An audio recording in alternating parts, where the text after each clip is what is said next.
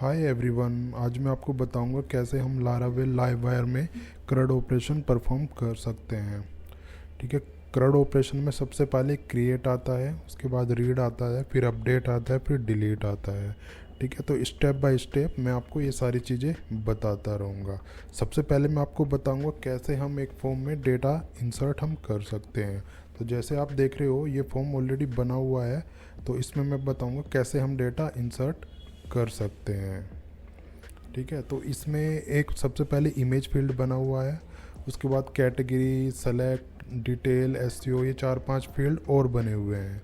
तो जैसे ही हम सबमिट बटन पे क्लिक करेंगे और इमेज को सेलेक्ट करेंगे तो वो इमेज है अपलोड हो जाएगा और डेटाबेस में इंसर्ट भी हो जाएगा। तो यहाँ पे हम देखते हैं मैंने ऑलरेडी फॉर्म डिज़ाइन किया हुआ है। ठीक है, ये HTML में फॉर्म बना हुआ है, ऑलरेडी HTML में मैंने डिज़ाइन किया हुआ है। तो सबसे पहले आपको क्या करना है, कंपोनेंट बनाना है। कंपोनेंट बनाने के लिए एक कमांड होती है, ये कमांड वो होती है PHP आर्टिसन मेक लाइववायर। इसके बाद आपको लिखना है, अगर किसी फोल्डर के अंदर रखना है तो फोल्डर का नेम लिख सकते हो, अगर डायरेक्टली विदाउट फोल्डर बनाया तो डायरेक्टली आप कंपोनेंट का नेम लिख सकते हैं। जैसे मैंने यहाँ पे एक रजिस्ट्रेशन नाम का एक फ़ोल्डर बनाया हुआ था। ठीक है, अब मैं यहाँ पे एक डायरेक्टली दूसरा एक फ़ोल्डर में बनाता हूँ और उसके अंदर मैं अपने कंपोनेंट का नेम देता हूँ। ठीक है, तो ये कमांड आप ध्यान करना, सबसे पहले आपको एक कंपोनेंट बनाना है, उस कंपोनेंट में ही फॉर्म का डिज़ाइन बनेगा। एक्चुअली ऑलरेडी कैटेगरी नाम का मैंने कंपोनेंट बनाया हुआ है ये, तो इसलिए ऑलरेडी मैंने फॉर्म डिज़ाइन किया हुआ है। अगर आप नया प्रोजेक्ट बना रहे हो या आपको टेस्ट करके भी देखना है, एक एग्जांपल करके देखना है, तो आप देख रहे हो यहाँ पे मैंने ऑलरेडी बनाया हुआ है। लाइववायर के अंदर एडमिन नाम का एक फ़ोल्डर है, उसके अंदर एक कैटेगरी नाम का फ़ोल्डर है, उसके अंदर मैंने कैटेगरी करके एक कंपोनेंट बनाया हुआ है। तो यहाँ पे मेरे को एडमिन / करके भी एक फ़ोल्डर लेना पड़ेगा। इससे क्या रहेगा, एडमिन के अंदर कैटेगरी के अंदर जाके मेरा category.blade.php की फ़ाइल बन जाएगी और ये मेरी डिज़ाइनिंग की फ़ाइल है, ये मेरी ब्लेड फाइल है, क्योंकि कंपोनेंट में 2 फाइल होती हैं। ठीक है, तो ये जो फॉर्म डिज़ाइन आप देख रहे हो ये मैंने यहाँ पे डिज़ाइन किया हुआ है एक्चुअली। ठीक है, तो ये आप देख रहे हो, ये एक डिव के अंदर रखना होता है हमें। सारा डिज़ाइन एक डिव के अंदर होगा, वो डिव ओपन होगी और क्लोज होगी, उसके अंदर ही आपको ये HTML का कोड रखना है, अदरवाइज़ आपका कंपोनेंट काम नहीं करेगा। ठीक है, category.blade. ये एक फ्रंट एंड वाली फ़ाइल है, इसमें 2 फाइल बनती हैं, क्लास फाइल बनती है, क्लास फाइल HTTP के अंदर बनती है। ठीक है, आप यहाँ पे देख रहे हो, तो ये मेरी क्लास फाइल है, इस कैटेगरी फोल्डर के अंदर क्लास, ये category.php मेरी क्या है, क्लास फाइल है। 2 फाइल बनती हैं कंपोनेंट की, ब्लेड फाइल और एक दूसरी क्लास फाइल। यहाँ पे आप सारे मेथड्स आप लिखोगे, जोन से मेथड आपको परफॉर्म करने हैं कंपोनेंट में, वो सारी चीज़ें आप ये जैसे मैंने अभी ये क्या हुआ है, यहाँ पे मैंने क्या किया है, कंपोनेंट को मैंने कॉल किया हुआ है, जो मेरा व्यू कंपोनेंट है, जो मेरी ब्लेड फाइल है। ये जो आप डिज़ाइन देख रहे हो ये सारा उस जो मैंने स्टेटमेंट रिटर्न व्यू करके लिखा हुआ है ना, ये व्यू वहाँ पर डिस्प्ले हो रहा है एक्चुअली। ठीक है, तो ये रेंडर फंक्शन के अंदर काम करता है। दो फंक्शन होते हैं, रेंडर होता है और एक होता है माउंट। एक बार जो फर्स्ट टाइम लोड होता है उस चीज़ के लिए हम करते हैं, जितने बार भी पेज लोड होगा वो रेंडर में आता है, वो रेंडरिंग उसको बोलते हैं। ठीक है, आई होप ये सारी चीज़ आपको क्लियर हो गई होंगी। अब क्या करना है, अब मेरे को इनके नेम रखने हैं कंपोनेंट के। आप देख रहे हो ये वायर डॉट, ये कोलन मॉडल, ये क्या है, एक तरीके से नेम रखना होता है। ये हम फिर क्लास फाइल में भी जाके डिफाइन करेंगे एज ए प्रॉपर्टी। तो जैसे वायर कोलन मॉडल, ये क्या है, मेरी इमेज का कंट्रोल है, तो मैं ऐसे ही सभी जितने भी इनपुट फील्ड होंगे उन सभी का नाम मेरे को यहाँ पे डिफाइन करना है step by step, so that ये सारी चीज़ें मैच कर सकें। ठीक है, जैसे मैंने यहाँ पे लिया हुआ है wire colon model, category name और पेरेंट कैटेगरी। तो ये क्या है, एक तरीके से जैसे नेम होता है या आईडी होता है, ऐसे ही यहाँ पे हमें वायर डायरेक्टिव का यूज़ करके हमें एक तरीके से इनपुट का नेम डिफाइन करना होता है। ठीक है, यही सेम नेम हम बैकएंड में हमारी जो क्लास फाइल होती है कंपोनेंट की, उसमें हम डिफाइन करते हैं प्रॉपर्टी के रूप में।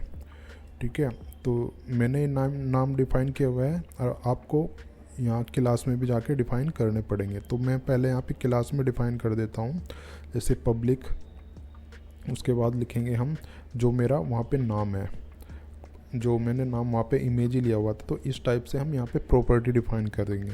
तो इसको बोलते हैं हम प्रॉपर्टी। अगर आप मॉडल व्यू कंट्रोलर वाले कंसेप्ट पे आप फेमिलर हो तो आपको पता ही होगा क्या क्या ना किस तरीके से प्रॉपर्टी काम करती है। तो मैं वही नेम ले लेता हूँ जो उनसे मैंने ब्लेड फाइल में लिए हुए हैं, तो वही मेरे को क्लास में जाके डिफाइन करने होते हैं। तो यहाँ पे मेरे को दूसरा नेम लेना है कैटेगरी, कैटेगरी नेम, ठीक है। और उसके बाद मेरे को तीसरा लेना है, जो मेरा तीसरा फील्ड है। तीसरा फील्ड क्या है मेरा, पेरेंट कैटेगरी। तो यहाँ पे मेरे को पेरेंट कैटेगरी डिफाइन करना है। वो डॉलर वगैरह का साइन मैं थोड़ा बाद में लगा दूंगा, अभी फ़िलहाल मेरे को ये डिफाइन इसमें करना है, ठीक है। तो स्टेप बाय स्टेप मैं ये सारी चीज़ें करता रहूँगा। जैसे डिटेल, अब मैंने डिटेल लिया, उसके बाद मैं लूँगा एसईओ टाइटल, एसईओ टाइटल भी मैं ले लूँगा। तो यहाँ पे स्टेप बाय स्टेप मैं सारी चीज़ें डिफाइन करता रहूँगा। ये मेरे को उतने ही फील्ड लेना है जितने फील्ड मैंने ब्लेड फाइल में लिए हुए हैं, आई मीन उतनी ही प्रॉपर्टी मेरे को बनानी है। इनको यहाँ पे हम प्रॉपर्टी बोलेंगे टेक्निकल लैंग्वेज में, ठीक है। अब मेरे को डॉलर लगाने हैं, डॉलर में लगा लूँगा बाद में। उसके बाद एक फील्ड बचा हुआ है मेरा एसईओ डिस्क्रिप्शन, तो एसईओ डिस्क्रिप्शन मेरे को लेना है। तो यहाँ पे जाकर मैं एसईओ डिस्क्रिप्शन ले लूँगा, और उसके बाद कोई फील्ड नहीं बचा हुआ है। तो अब मैं क्लास फाइल में आके यहाँ पे मैं डॉलर वगैरह लगा दूँगा सभी में, क्योंकि डॉलर के बगैर ये नहीं चलेंगे। डॉलर लगाना कंपलसरी है, जैसे हम वेरिएबल डिफाइन करते हैं लारावेल में, ऐसे ही हम प्रॉपर्टी डिफाइन यहाँ पे करते हैं। इसके बाद मैं सेमीकोलन लगा दूँगा, ठीक है। अब ये प्रॉपर्टी तो मैंने डिफाइन कर दी यहाँ पे। अब इनको जब मेरे को एक्सेस करना होता है तो मैं दिस का यूज़ करके इनको एक्सेस कर सकता हूँ, ठीक है। आई होप ये सारी चीज़ें आपको क्लियर हो रही होंगी कैसे करना है। अब मैं एक फ़ंक्शन बनाऊँगा, फ़ंक्शन का क्या नाम रखूँगा, मैं सबमिट रखूँगा, जो मेरी बटन की क्लिक इवेंट पे काम करेगा, ठीक है। तो मैं यहीं से मैंने कॉपी कर लिया था ये, तो अब मैं सबमिट नाम रखूँगा इसका। सबमिट पे क्या होगा, क्लिक करते ही डेटा सबमिट हो जाएगा। यहाँ पे मेरे को लिखना है सबमिट करने का सिंटैक्स। तो फ़िलहाल मैं वैलिडेशन करता हूँ सबसे पहले, क्योंकि मेरे को वैलिडेशन भी लगानी है ना। ये मैंने डमी कोड अभी क्रिएट कर लिया है, यहाँ पे मैं वैलिडेशन वगैरह का नाम वगैरह मैं रख दूँगा। जैसे पहला है क्या है, मेरे को कुछ चीज़, जो चीज़ मेरे को मतलब ब्लैंक नहीं छोड़नी है, उनकी वैलिडेशन मैं लगाऊंगा यहाँ पे। वैलिडेशन भी काफ़ी इम्पोर्टेंट पार्ट हो जाता है लाइव वायर में। जैसे इमेज है मेरी प्रॉपर्टी का नेम, या जो मेरे कंट्रोल का नेम है, जो मेरे इनपुट फील्ड का नेम है वो इमेज है। इमेज में मैंने रिक्वायर्ड की वैलिडेशन लगाई। उसके बाद मैंने क्या किया, पेरेंट कैटेगरी में वैलिडेशन लगाई, या किसी दूसरे फील्ड में भी हम वैलिडेशन लगा सकते हैं। वो आपके ऊपर डिपेंड करता है क्या लॉजिक आप अप्लाई कर रहे हो अपने लाइव वायर प्रोजेक्ट में, ठीक है।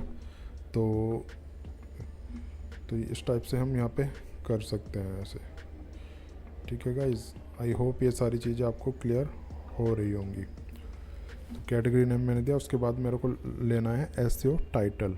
एसईओ टाइटल में मेरे को वैलिडेशन लगानी है रिक्वायर्ड वाली, सो दैट ये ब्लैंक ना छूटे, ठीक है। तो यहाँ पे एसईओ टाइटल में कर दूंगा, स्पेलिंग मैंने गलत लिख दिया है, TITLE होना चाहिए। तो ऊपर मेरे को कॉलम लगाना है, आई मीन एक कोमा लगाना है, ठीक है। तो अभी एरर नहीं दिखाएगा। नीचे आके मेरे को मैसेजेस में डिफाइन करने हैं कि क्या मैसेज मेरे को थ्रो होना चाहिए। जैसे कोई इमेज ब्लैंक छोड़े और सबमिट पे क्लिक करे तो उसको क्या एरर मैसेज दिखाई देना चाहिए, वो मैसेज मैं नीचे डिफाइन कर सकता हूँ इसमें। यहाँ पे category dot required, category name dot required, तो यहाँ पे मैं लिख दूँगा वेंडर, सॉरी वो कैटेगरी करके, ये मेरे को एसईओ टाइटल का बनाना है। तो एसईओ मैं यहाँ से कॉपी करके नीचे पेस्ट कर देता हूँ, सो दैट मेरा काम थोड़ा ईजिली हो जाए, ठीक है। अब यहाँ पे मैं मैसेज डिफाइन कर दूँगा इनके कि SEO field can not be blank, या SEO field is required, SEO title is required, right. तो नीचे मैं कर दूँगा कैटेगरी इज़ रिक्वायर्ड, और ऊपर मैं कर दूँगा इमेज इज़ रिक्वायर्ड, ठीक है। तो इस तरीके से हम ये सारी चीज़ें बना सकते हैं। और नीचे आके फाइनली मैं इसको पहले देख लेता हूँ कैसी चीज़ें काम कर रही है। नीचे मैं इसको अभी फ़िलहाल कमेंट कर देता हूँ सो दैट मैं पहले वैलिडेशन का ही चेक कर सकूँ, क्योंकि नीचे वाली जो ये कोडिंग है ये सबमिट के लिए यूज़ होगी या फाइल ट्रांसफ़र के लिए यूज़ होगी। बट अभी फ़िलहाल मैं इसको कमेंट कर देता हूँ सो दैट मैं पहले ट्राई करके इसको देख सकूँ कि वैलिडेशन वगैरह हमारी कैसे काम कर रही है। ठीक है, तो उससे पहले मेरे को इसमें एक राउट मॉडल भी बनाना पड़ेगा, तो मैं पहले मॉडल बना लेता हूँ। ठीक है, मॉडल मतलब मॉडल जो यूज़ होता है बनाने के लिए वो डेटाबेस, एक तरीके से डेटाबेस के अंदर टेबल बनाने के लिए यूज़ होता है। उसके साथ में मैं माइग्रेशन भी बना लूँगा, क्योंकि जब डेटा हम इंसर्ट करेंगे तो मॉडल को कॉल करके ही हम यहाँ पे करेंगे।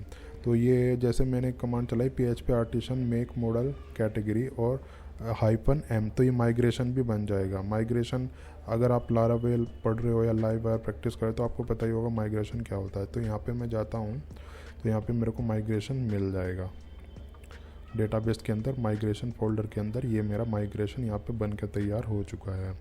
ठीक है, कैटेगरी यहाँ पे मेरे को फील्ड डिफाइन करने हैं जो उनसे मेरे को डेटाबेस की टेबल के अंदर रखने हैं। ठीक है, तो ये सब मेरे को अब करना पड़ेगा। तो यहाँ पे मैं कॉपी कर लेता हूँ, कॉपी करके नीचे मैं पेस्ट कर देता हूँ सो दैट मेरा काम थोड़ा इजी हो जाए। ठीक है गाइस, तो आई होप ये सारी चीज़ें। उससे पहले मैं इनको ब्लैंक छोड़ के मैं देख लेता हूँ क्या कंपल्सरी है क्या नहीं है। ठीक है, बट मेरे को यहाँ पे वो भी देखना है कौन कौन सी फील्ड इसमें बनेंगे। मैं फील्ड काउंट कर रहा था एक्चुअली, तो यहाँ पे मैं क्या पहले वाला फील्ड क्या था मेरा वो मैं डिफ़ाइन कर देता हूँ। इमेज था मेरे पहले वाले फील्ड।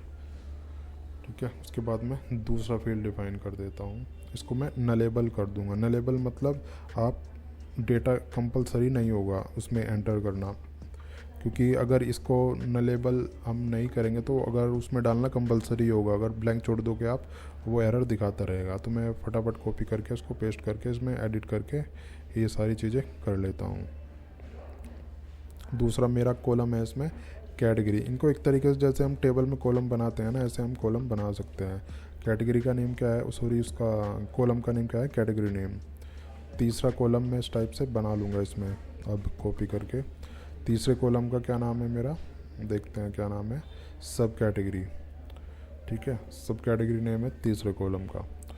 उसके बाद चौथा पांचवा जितने भी हैं 1 2 3 4 4 कॉलम और बनेंगे इसमें।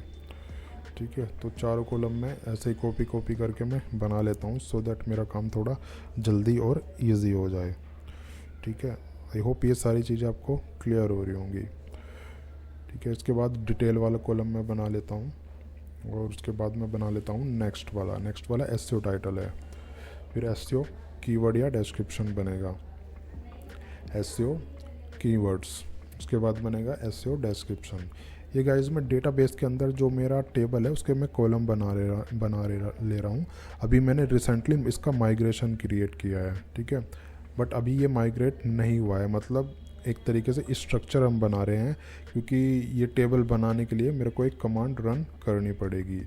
वो आई होप आपको वो कमांड पता ही होगी, नहीं पता है तो मैं अभी क्रिएट उसको कमांड रन करके मैं आपको बता देता हूँ। तो स्टेटस, एसईओ डिस्क्रिप्शन, ये सारे कॉलम्स मैंने बना लिया है, साथ में मैंने नलेबल भी इसमें अप्लाई कर दिया है।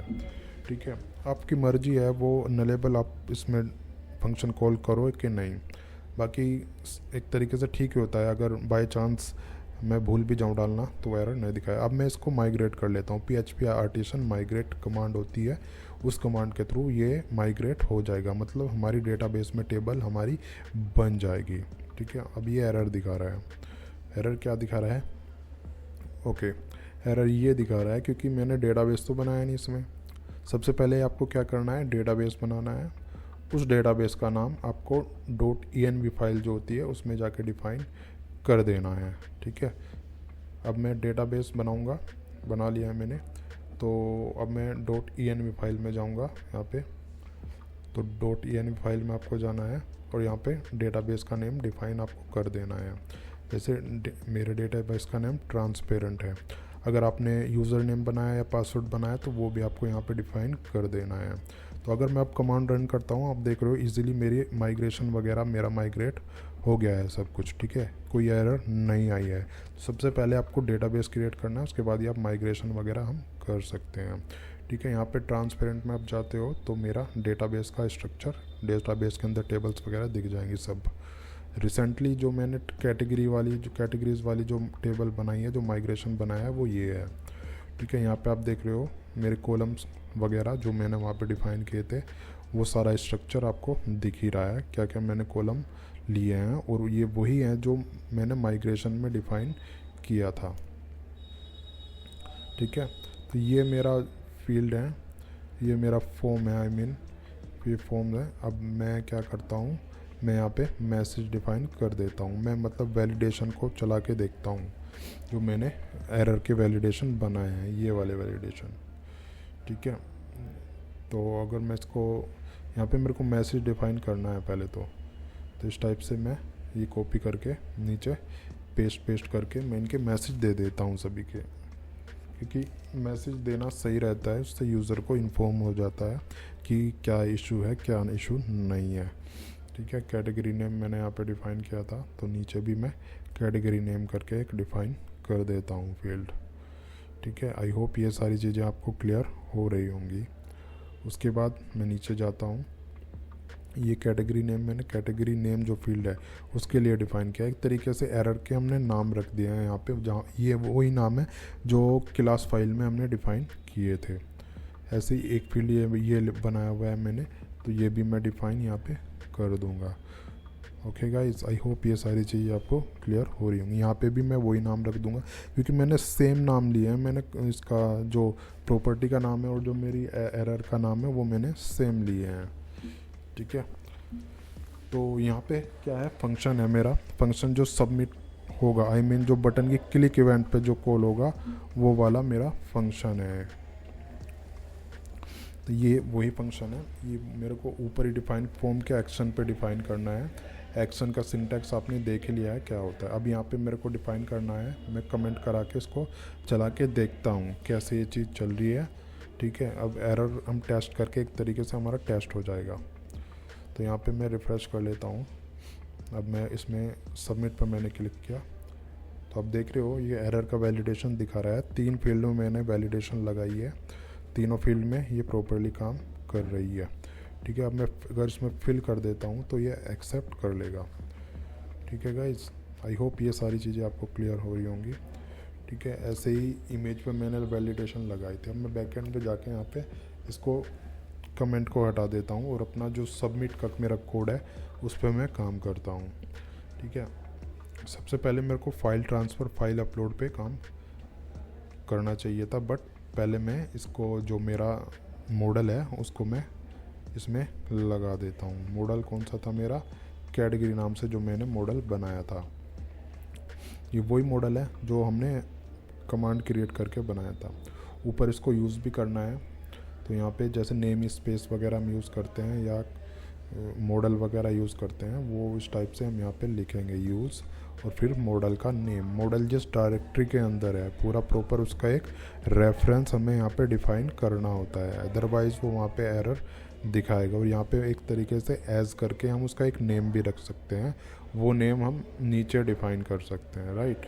यहाँ पे आके हम वो नेम डिफ़ाइन कर सकते हैं, सो दैट कोई नेम अगर कन्फ्लिक्ट कर रहा है या 2 चीज़ों का एक ही नेम है तो उस चीज़ को अवॉइड करने के लिए हम ऐसा करते हैं। तो कैट मेरे मॉडल का नेम हुआ, और यहाँ पे क्रिएट एक फंक्शन है। यहाँ पे मेरे को जो मैंने कॉलम बनाए हैं, जो माइग्रेशन में मैंने कॉलम डिफ़ाइन किए थे, वो मेरे को यहाँ पे 1 बाय 1 डिफ़ाइन करना है, सो दैट हमारा डेटा उसमें इंसर्ट हो जाए। यहाँ पे इमेज मेरा कॉलम का नेम है, ये मेरा कॉलम का नेम है यहाँ पे। तो ऐसे ही मेरे को सारे कॉलम ये डिफ़ाइन करने हैं यहाँ पे। तो कैटेगरी नेम मेरे को सेकंड मेरा कॉलम है, वो मेरे को डिफ़ाइन करना है यहाँ पे, कैटेगरी नेम। उसके बाद है सब कैटेगरी नेम, सब कैटेगरी में मेरे को 3rd कॉलम है मेरा, ठीक है। तो अभी मैं ऊपर का छोड़ के नीचे लोगो में कर देता हूँ या डिस्क्रिप्शन में मैं कर देता हूँ पहले, ठीक है, सब कैटेगरी नेम। और उसके बाद कौन सा है, सब कैटेगरी नेम के बाद आता है कौन से वाला, ये डिटेल्स, उसके बाद डिटेल्स आएगा, डिटेल्स मैं यहाँ पे डाल देता हूँ सो दैट मेरा डिटेल्स में डेटा इंसर्ट हो जाए। तो ऐसे ही गाइस वन बाय वन सारे फील्ड मेरे को सारे कॉलम मेरे को डिफाइन करने हैं यहाँ पे। तो ये गलत कर दिया मैंने ना, डुप्लीकेट मैंने इसमें डाल दिया है। तो यहाँ पे मेरे को बैक जाके इसको ठीक करना पड़ेगा। एसईओ टाइटल अब मैंने ठीक कर दिया है। तो इसी टाइप से सारे कॉलम्स मेरे को यहाँ पे डिफाइन वन बाय वन कर देने हैं सो दैट मेरे सभी कॉलम में इसका डेटा इंसर्ट होता रहे। तो यहाँ पे डिटेल्स ना होके एसईओ टाइटल आएगा क्योंकि मैंने डुप्लीकेट कर दिया था ये। तो एसईओ टाइटल, और देखते हैं उससे पहले क्या था उसका एसईओ डिस्क्रिप्शन। यहाँ पे एसईओ टाइटल ऊपर आना चाहिए, या इसको हम कुछ भी कर सकते हैं, कुछ भी ना करके हम इसको डिटेल्स भी कर सकते हैं। डिटेल, हाँ डिटेल ही नेम था मेरा इसमें एक्चुअली, कॉलम का जो नेम था। एसईओ कीवर्ड्स ले सकते हैं हम नेक्स्ट वाला। तो नेक्स्ट एसईओ कीवर्ड था वो मैंने डिफाइन यहाँ पे कर दिया है। एसईओ टाइटल हुआ, एसईओ कीवर्ड्स हुआ, उसके बाद एसईओ डिस्क्रिप्शन। ठीक है, तो चलते हैं हम आगे। यहाँ पे जाके हम डिफाइन कर देते हैं। क्या डिफाइन करना है मेरे को? नेक्स्ट कॉलम का नेम डिफाइन करना है एसईओ कीवर्ड्स।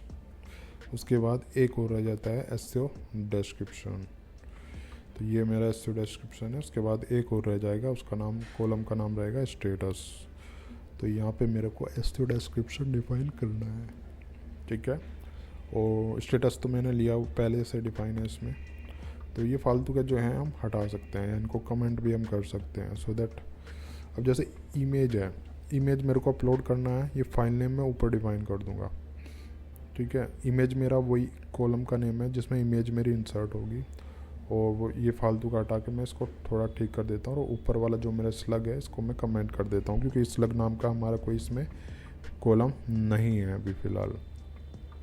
ठीक है, तो इसको मैं हटा देता हूँ या इसको मैं कमेंट कर देता हूँ।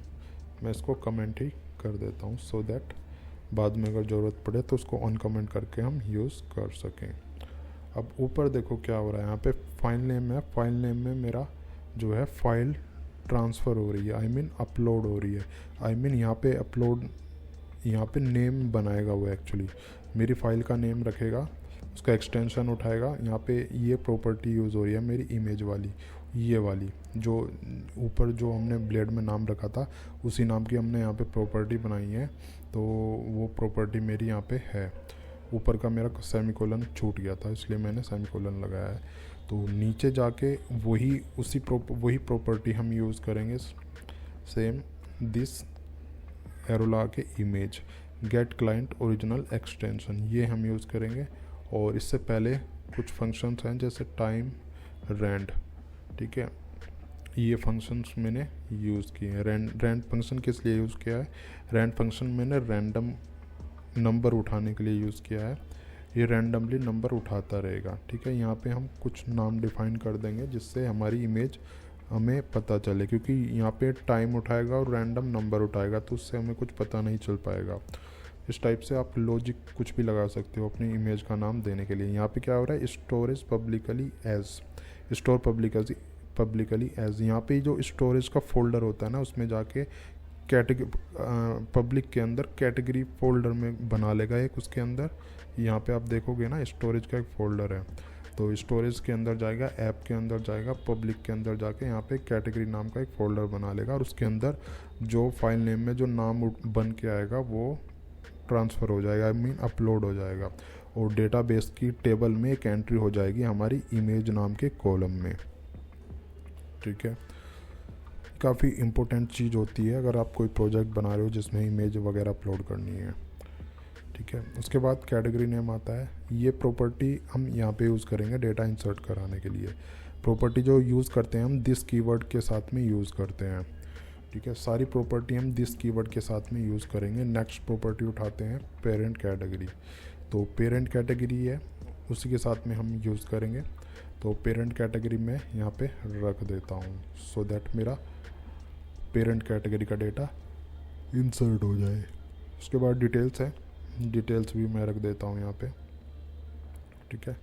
डिटेल्स मैं यहाँ पे रख दूँगा तो वो भी मेरा इंसर्ट हो जाएगा, ठीक है गाइस। आई होप ये सारी चीज़ें आपको स्टेप बाय स्टेप समझ में आ रही होंगी। इसके बाद एसईओ टाइटल है, एसईओ टाइटल भी मैं रख देता हूँ यहाँ पे, ठीक है। तो स्टेप बाय स्टेप सारे फील्ड्स हमें रखने हैं, आई मीन सारी प्रॉपर्टीज़ हमें यूज़ करनी है डेटा इंसर्ट कराने के लिए, क्योंकि ये MVC फ्रेमवर्क पे है और MVC फ्रेमवर्क इन्हीं सब चीज़ों में काम करता है, ठीक है। एसईओ कीवर्ड्स नेक्स्ट मेरा को प्रॉपर्टी, उसके बाद एसईओ डिस्क्रिप्शन आता है, तो एसईओ डिस्क्रिप्शन मैं यहाँ पे रख लूँगा सो दैट मेरा डेटा इंसर्ट हो जाए, ठीक है गाइस। उसके बाद स्टेटस रहता है, स्टेटस भी मैं 1 डिफाइन कर दूँगा, ठीक है।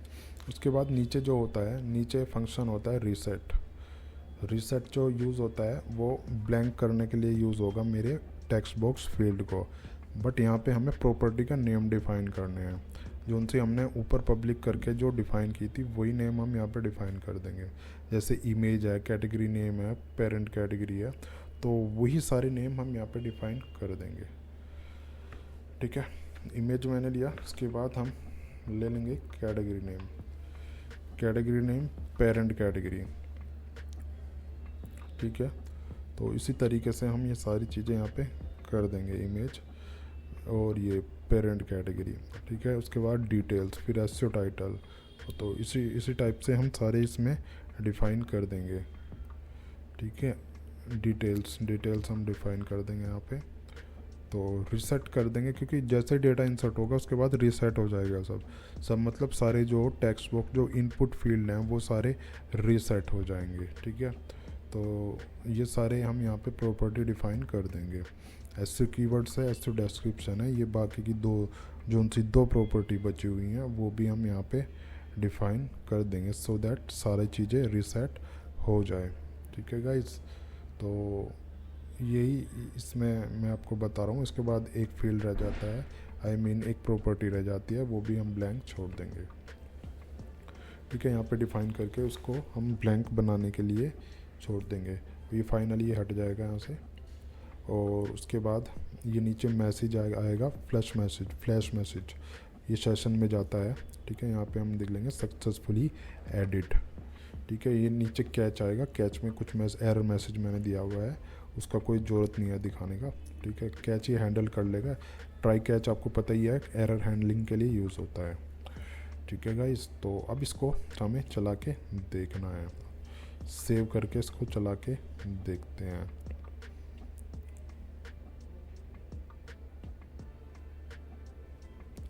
तो इसको रिफ़्रेश में कर लेता हूँ, तो अब देख रहे हो ये एरर वैलिडेशन दिखा रहा है। मैं एक इमेज भी सेलेक्ट कर लेता हूँ फटाफट, इमेज ये इस नाम से इमेज मैंने सेलेक्ट की, उसके बाद ये एरर दिखा रहा है। अब इसकी कुछ डिफ़ाइन करना होता है हमें इमेज का, वो मैंने डिफ़ाइन करना भूल गया हूँ मैं एक्चुअली, तो मेरे को वापस जाके वो डिफ़ाइन करना है। यहाँ पे यूज़ विद फाइल अपलोड ये यूज़ करना है, और ऊपर ये नेम स्पेस इसमें देना है, ठीक है। ये यूज़ करना है हमें, अदरवाइज़ इसके अलावा बिना इसके रेफरेंस के ये एरर दिखाएगा, तो ये रेफरेंस देना कंपलसरी होता है, और ये यूज़ वेरिएबल हमें यहाँ पे डिफ़ाइन करना भी कंपलसरी है, अदरवाइज़ ये एरर दिखाता रहेगा। अब ये एक्सेप्ट कर लेगा इजीली, तो यहाँ से हम सेलेक्ट करते हैं इमेज, कोई भी इमेज आप सेलेक्ट करोगे वो इजीली इसमें एक्सेप्ट कर लेगा, ठीक है। ये इमेज प्रीव्यू है, इमेज प्रीव्यू के लिए हम यहाँ पे डिफ़ाइन कर सकते हैं कुछ, इमेज प्रीव्यू के लिए ये कोड आपको लिखना है यहाँ पे, ठीक है। ये कोड आप लिखोगे तो ये इस तरीके से इमेज इसमें प्रीव्यू होके आ जाएगी लाइव वायर में। ये लाइव वायर का ही कंसेप्ट है एक्चुअली, ठीक है। इमेज टेम्परेरी URL, उसका टेम्परेरी URL वो उठा लेगा और वहाँ पे जो आप अपलोड कर रहे हो वहाँ पे वो अपलोड करके दिखा देगा इस टाइप से, ठीक है। तो अब मैं यहाँ पे इमेज कैटेगरी का नेम डालता हूँ, वो मैं टेम्परेरी कुछ भी डाल देता हूँ इसमें अभी, ठीक है। तो जैसे मैंने डाला पॉलिटिक्स, यहाँ पे कुछ भी मैं सेलेक्ट कर लेता हूँ, यहाँ पे टेस्ट डाल दिया, उसके बाद टेस्ट डाल दिया, फिर उसके बाद टेस्ट डाल दिया, सबमिट में करता हूँ तो ये क्लिक हो रहा है, बाकी ये कुछ ब्लैंक तो नहीं हो रहा, आई थिंक कुछ एरर है। अगर मैं यहाँ पे जाके उसका ट्राई कैच हटाता हूँ तो ये मेरे को एरर दिखाएगा कुछ ना कुछ, क्योंकि ट्राई मैंने लगाया हुआ है इसलिए वो एरर नहीं दिखा रहा है, क्योंकि डेटा सबमिट भी नहीं हो रहा है, वहाँ पे ब्लैंक भी नहीं हो रहा है, तो इसलिए वो एरर कुछ ना कुछ है। मैं सबमिट करता हूँ तो ये एरर मेरा थ्रो कर देगा। तो इमेज फिलेबल प्रॉपर्टी मास असाइनमेंट, मतलब हमें मॉडल में जाना पड़ेगा और वहाँ पे प्रॉपर्टी हमें कॉलम डिफाइन करने होते हैं डेटाबेस के कि किस किस कॉलम में हमें डेटा इंसर्ट कराना है। तो मैं मॉडल में जाऊँगा। मॉडल मेरा कहाँ पे है? मॉडल मेरा मॉडल फोल्डर में है, ठीक है। कैटेगरी नाम का जो मेरा मॉडल मैंने बनाया था उसमें जाके मैं यहाँ पे ये फिलेबल इस तरीके से मैं डिफ़ाइन कर दूँगा, ठीक है। यहाँ पे मैं पेस्ट कर लेता हूँ और यहाँ पे मैं मेरे कॉलम का नेम मैं डिफ़ाइन कर देता हूँ, राइट। कॉलम के नेम जो सा मैंने माइग्रेशन में बनाए थे वही मेरे को यहाँ पे डिफ़ाइन करना है, ठीक है। तो वो ही मैं स्टेप बाय स्टेप कर देता हूँ इसमें, इससे मेरा थोड़ा इजी हो जाएगा। वही सारे कॉलम मेरे को यहाँ पे डिफ़ाइन करने हैं जो उनसे मैंने माइग्रेशन में दिए थे, ठीक है गाइस। आई होप ये सारी चीज़ें आपको क्लियर हो रही होंगी। तो इस टाइप से ये मैंने यहाँ पे सारे डिफ़ाइन कर दिए हैं। अब मैं इसको अगर चलाता हूँ तो ये मेरा इजीली सबमिट हो गया है। अब देख रहे हो सारे ब्लैंक हो गए हैं टेक्स्ट बॉक्स। रीसेट तो कॉल हो गया है, रीसेट से पहले डेटा इंसर्ट भी कॉल हुआ है। तो यहाँ पे अगर मैं जाके देखता हूँ मेरे डेटाबेस की टेबल में कि डेटा इंसर्ट हुआ है या नहीं हुआ है, वो ओब्वियसली हुआ होगा क्योंकि वहाँ पे हमारा काम कर रहा है। आप देख रहे हो ये डेटा मेरा प्रॉपरली इंसर्ट हो चुका है गाइस। तो कोड हमारा प्रॉपरली काम कर रहा है।